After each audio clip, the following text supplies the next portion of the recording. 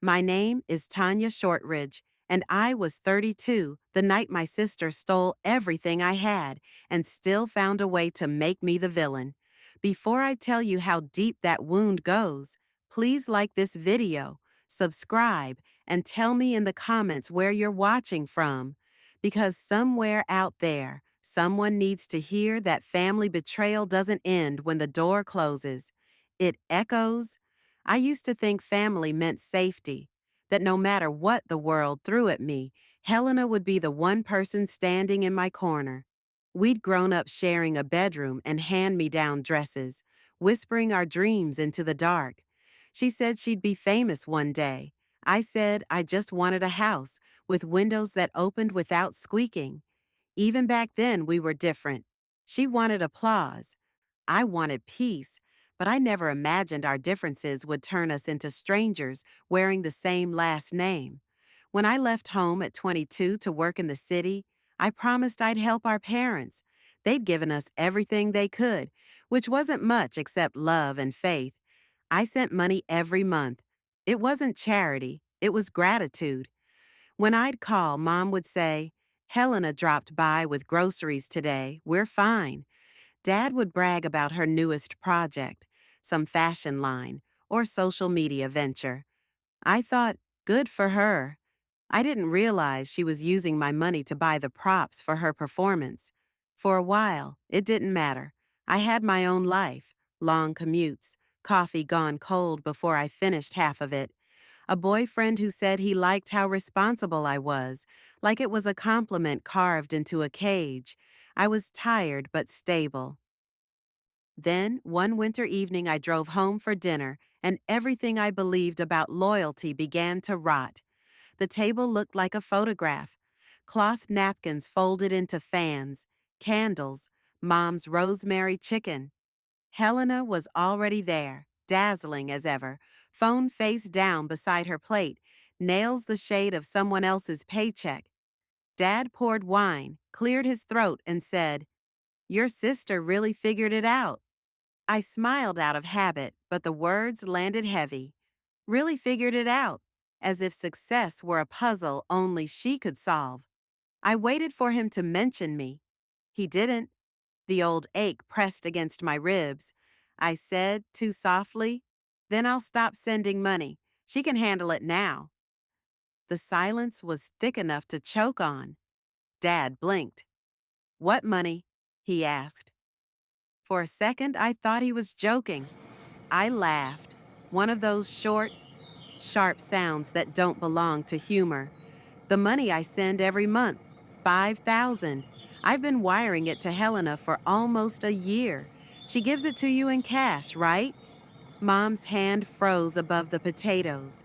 Dad's face drained. And in that moment, I saw it, the crack running through the illusion of family. "You haven't gotten anything?" I whispered. They shook their heads in unison. When Helena walked in from the hallway, glass of wine in hand, her smile flickered like a dying bulb. "What's going on?" I asked where the money went. She said, "You sent it late a few times." I said, "No, I didn't." She said, "It's invested." That word tasted poisonous. Mom's eyes filled. Dad muttered, "Invested where?" Helena crossed her arms and said, "A startup, a friend's company." I can still hear the fork clatter against porcelain, the clock ticking between us. Dad whispered, "We missed our mortgage payment last month." And I realized the truth wasn't just missing, it had been stolen. I left that night with anger thrumming in my veins like caffeine. On the drive back to my apartment, I screamed until my throat went raw. How could she? My own sister, using my money to fund her fantasy life, while our parents rationed heat. Every mile of that drive, I imagined different confrontations, each one louder than the last, but none of them fixed the hole she'd torn. Days turned to weeks. Helena ignored every text. Mom begged me not to fight. Dad started drinking again, the kind of quiet drinking that hides in coffee mugs. Then, one afternoon, my phone buzzed with an unknown number. A man's voice, smooth, polite. "Hi, Tanya. This is Mason Vale. I think there's been a misunderstanding." That name would become a curse. He said he was Helena's business partner. He said the money was part of a legitimate venture, that I was listed as an early investor. I laughed bitterly and hung up, but he sent emails, mock-ups, charts, even a PDF pitch deck full of buzzwords like scalable, disruptive, and community platform. I wanted to believe it was all fake, yet part of me feared it wasn't. Because if it was real, then Helena had chosen him over us completely. When she finally came home again, she wasn't the sister I remembered. Her perfume entered the room first, expensive and cold. She looked me in the eye and said, "You embarrassed me. Mason's furious." I told her I didn't care. She said, "He believes in me. You never did." I said, "Belief isn't supposed to bankrupt your family." She turned away, muttering, "You'll see. It'll pay off." But it never does it? The kind of dream that needs lies to live always eats its believers alive. Weeks passed, bills piled.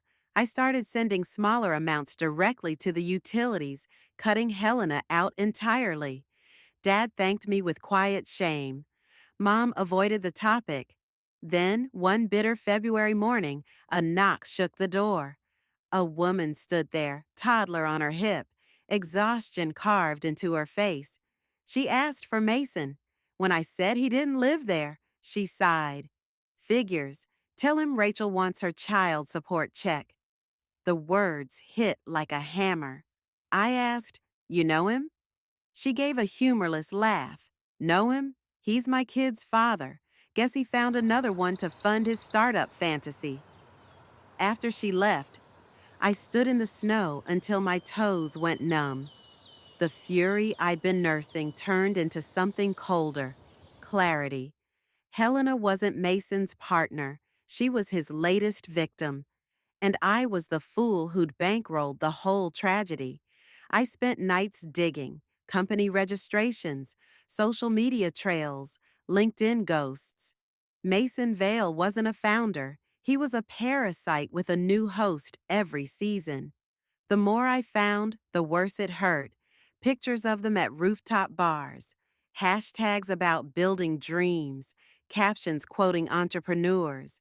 And all I could think was, I paid for the champagne in that photo. When I showed the evidence to Mom and Dad, Mom wept. Dad said, "We raised her better." I wanted to believe that mattered, but some lessons rot before they're learned. 2 months later, Helena came back again. No warning. Same suitcase, new lies. She said Mason's project was in its final phase. She needed more time, more faith, more everything. I told her faith without proof is just blindness dressed up in hope. She accused me of jealousy. I told her jealousy doesn't empty bank accounts. That night, Dad finally broke. He slammed his fist on the table and shouted, "Enough!" The echo silenced us all. Helena left again, tears staining her perfect makeup. I thought maybe this time she'd hit rock bottom. But rock bottom is different for everyone. For some people, it has chandeliers. A week later, the detective called.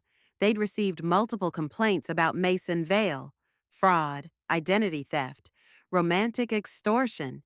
He was slippery, but not invisible. They needed our help building a case. I agreed. The next morning, Helena stumbled into the house. Mascara streaked, phone cracked. She looked 20 years older. She whispered, "You were right. He's gone." She said he'd drained her accounts, maxed her cards, disappeared after a fight. She'd found his tablet filled with messages to other women, each one a mirror of the lies he told her. I wanted to scream, "I told you so," but the words tasted cruel. Instead, I poured her water and said, "Sit." She cried until sunrise.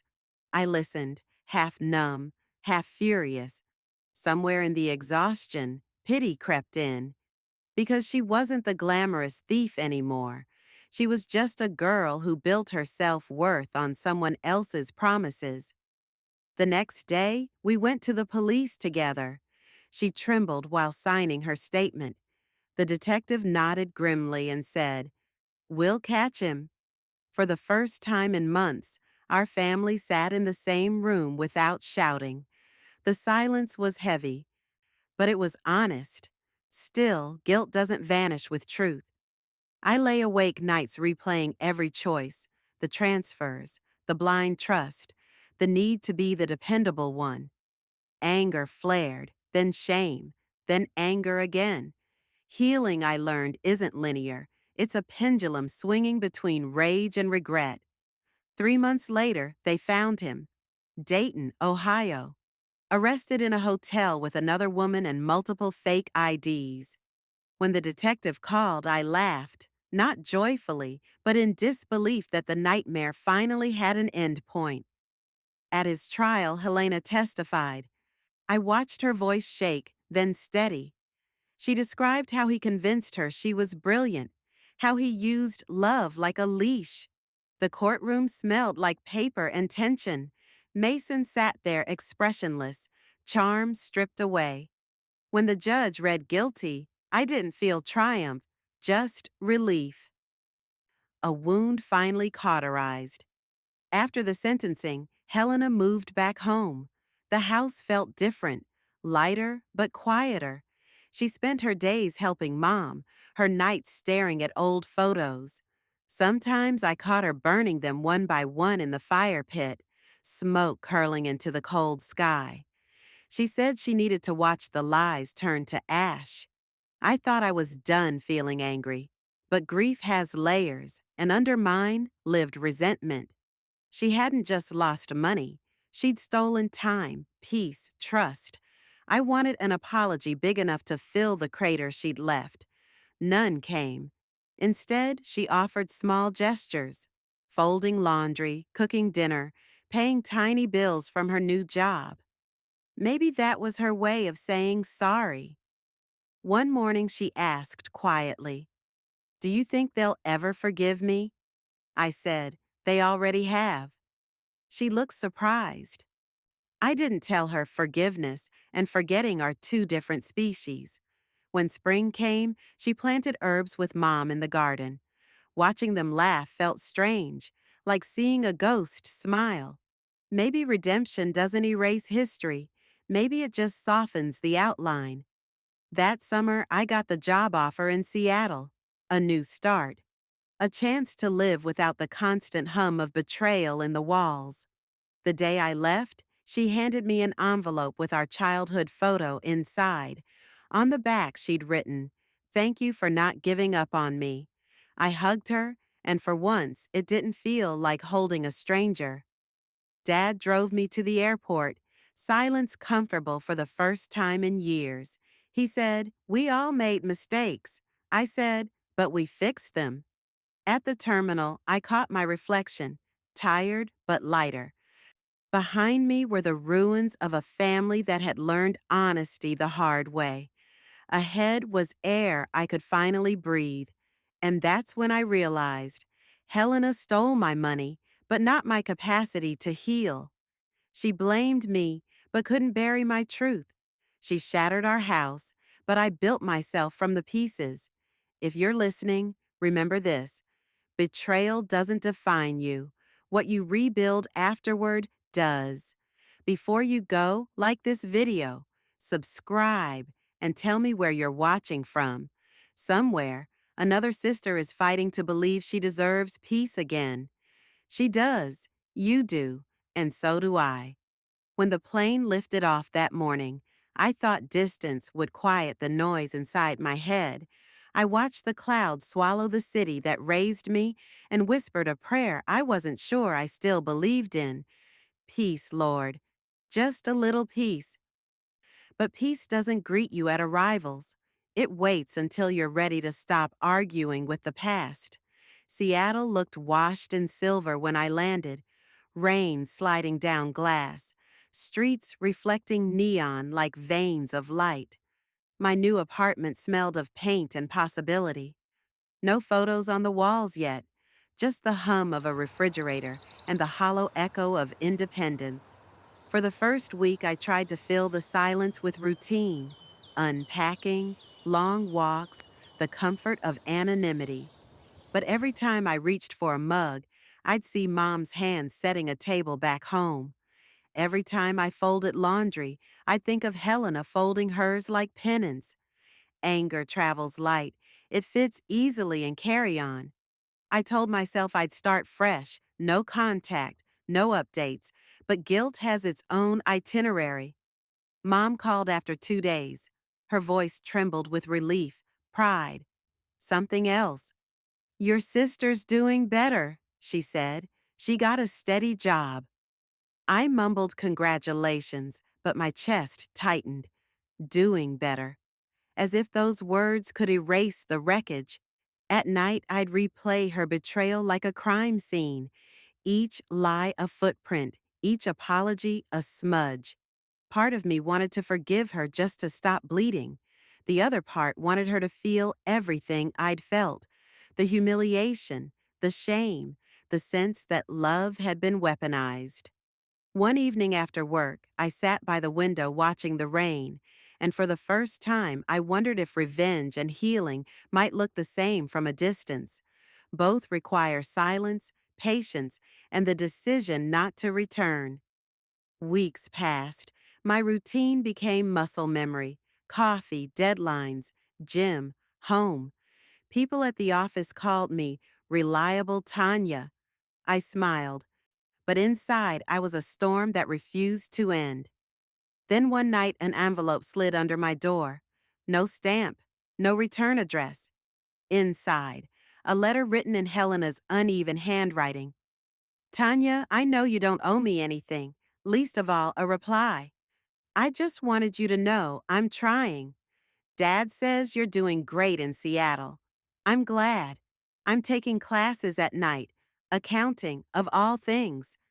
I still owe you more than I can ever repay, but maybe if I learn to handle numbers, I'll stop letting them destroy me.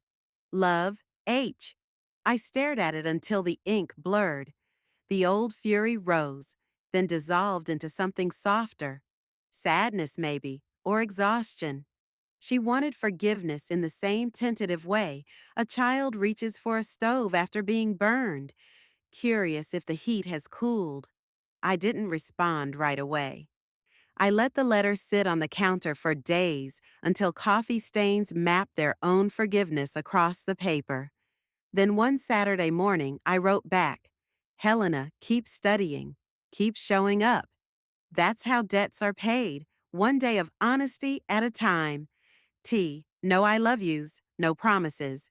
Just truth, small and plain." It felt enough. Months slipped by. I learned to cook for one, to wake without dread, to laugh at things that had nothing to do with survival. Healing, it turned out, wasn't dramatic.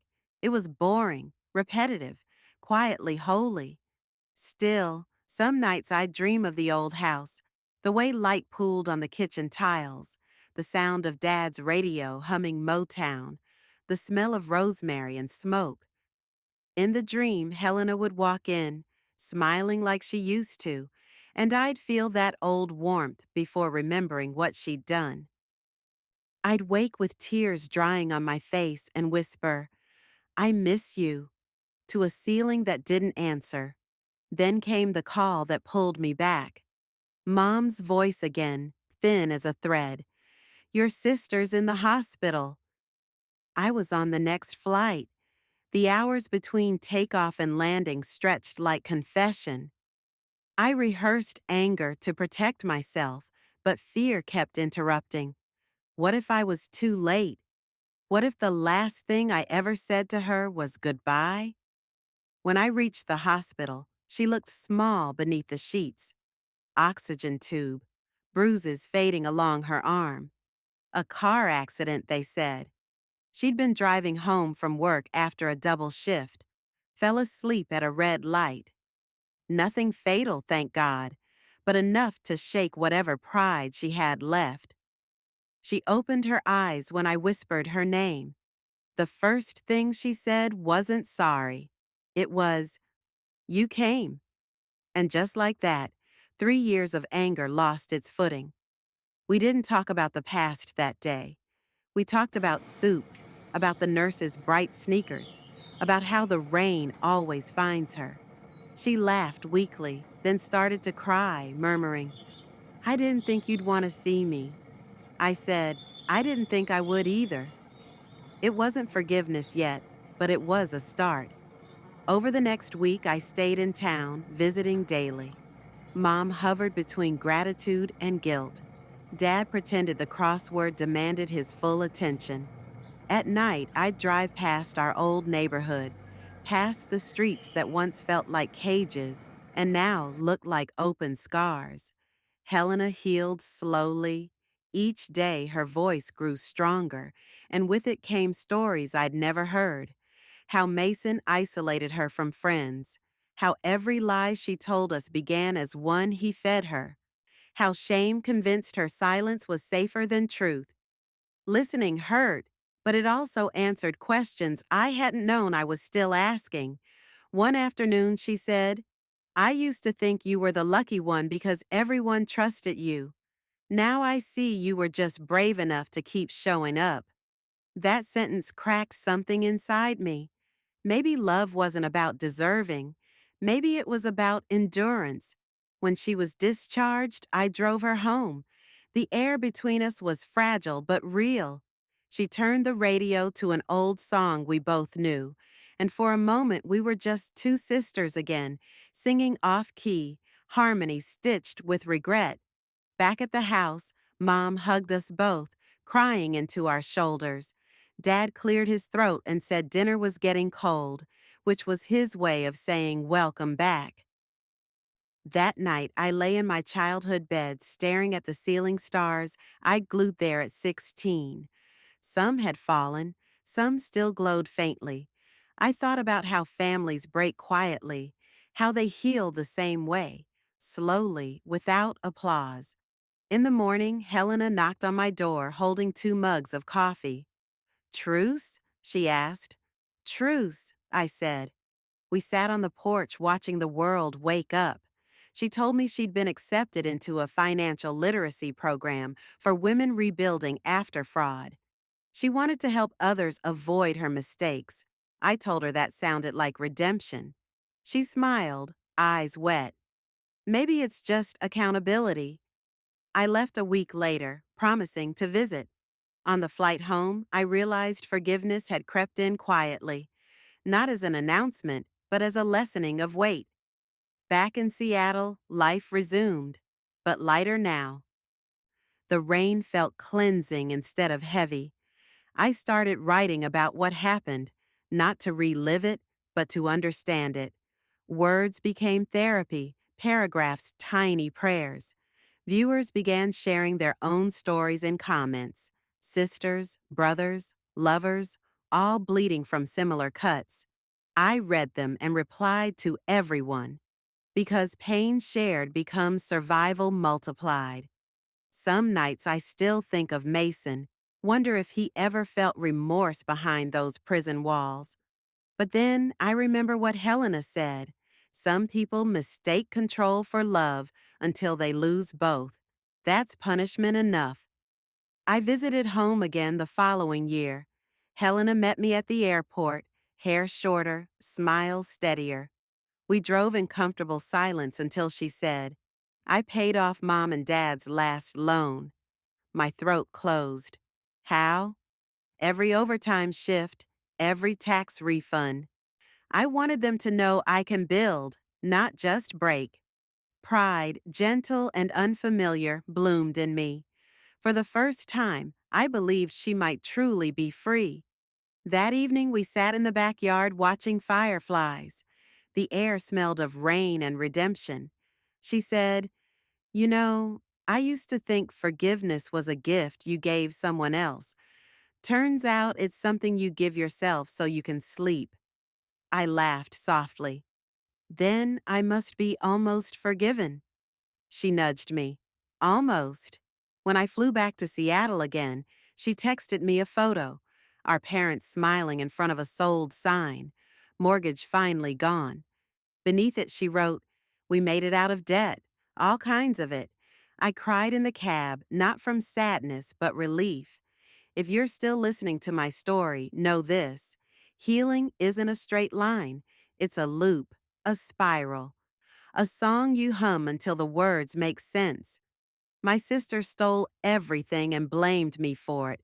But in losing what I thought mattered, I found what actually does: boundaries, truth, peace. And maybe that's the miracle we don't talk about.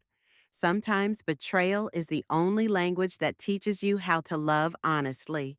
Before you go, like this video, subscribe and tell me in the comments where you're watching from. Because somewhere, someone is still standing at the edge of forgiveness, wondering if they can step forward. You can. If I could, you can. You can. If I could, you can. Those words keep looping in my mind every time I think about how far we've come.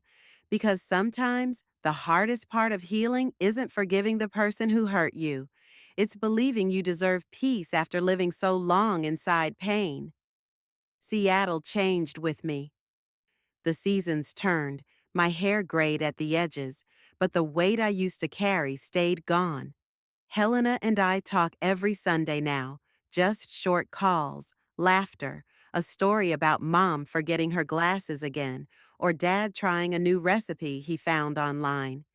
It feels normal, but the kind of normal you build with care, brick by brick, not the fake calm that used to cover cracks. Last month, she told me she started speaking at community centers, teaching financial literacy, especially to women rebuilding their lives after scams. I could hear the tremor of pride in her voice when she said, "I use our story, but I never use your name unless you say it's okay." I told her she could use it, because maybe our story isn't just a wound anymore. Maybe it's a bridge. I went to one of her talks. The room was small, the lighting harsh, but she stood there like someone who finally knew the sound of her own truth. She said, "When you lose everything, you learn what was never yours to begin with. Control, lies, approval. What's left is what's real." I sat in the back, tears burning quietly, because those were my words once, whispered into an empty apartment years ago. Now they belong to her too. Afterwards, she hugged me, tighter than she ever had, and whispered, "We made it out." I whispered back, "We're still making it." Because healing doesn't have an end point. It's maintenance, like checking locks before bed. You do it because you know what happens when you don't. Mom and Dad sold the old house last spring. We all gathered one last time to clear out the attic. Dust everywhere, boxes of old Christmas lights, broken ornaments, the ghosts of easier years. Dad found a shoebox full of our childhood letters, scribbles about crushes, report cards, dreams. Reading them, I realized how early the script was written. Helena the brave one, me the responsible one. Roles we didn't choose, but learned to perform until they became cages. Maybe forgiveness is just the moment you stop reading from the old script. That night we had dinner at a small Italian place down the street. No wine this time, just water, laughter, quiet gratitude. Dad toasted with his glass and said, "To starting again." For once, no one corrected him. Because maybe life isn't about getting back what you lost. It's about starting again with what you learned. When we left the restaurant, the air smelled of rain and basil. Helena slipped her arm through mine. "You think people really change?" she asked. "I think they choose to," I said. She nodded. "Then I'll keep choosing." Back in Seattle, I started writing again, but this time for myself. Little essays about trust, about survival, about how grief becomes grace when you stop running from it. One of them went viral. thousands of comments from strangers who saw themselves in my words. Brothers, daughters, parents who'd been betrayed and rebuilt. And that's when I understood why I had to tell this story aloud. Not to reopen wounds, but to show that they can close and still leave room for sunlight. If you're still here, listening, maybe you've been through something like this. Maybe someone you loved took more than money from you. Maybe they took your sense of safety, your belief that kindness protects you. I need you to know you can still come back from that. You can still find yourself in the ruins. Forgive, not because they deserve it, but because you deserve sleep. Speak your story, not because the world needs gossip, but because silence keeps the poison alive. And love again, not because you're naive, but because you finally know what love isn't. That's the lesson my sister taught me without meaning to, that betrayal and redemption live in the same house. You just have to decide which room to stay in. So if you're watching this right now, take a deep breath with me. Think of the person who hurt you. Picture the weight they left on your chest. Now imagine setting it down, not because they asked, but because you're tired of carrying what isn't yours. If my story has touched something in you, tell me in the comments where you're watching from. Share your story. Somebody else scrolling tonight needs to see that survival looks like them too. And if you haven't yet, hit the like button, subscribe, and turn on notifications. Because every week I share another piece of how we turn pain into power. My name is Tanya Shortridge. My sister stole everything and blamed me for it, but I'm still here, whole, awake, and finally free. And if I could come back from that, so can you.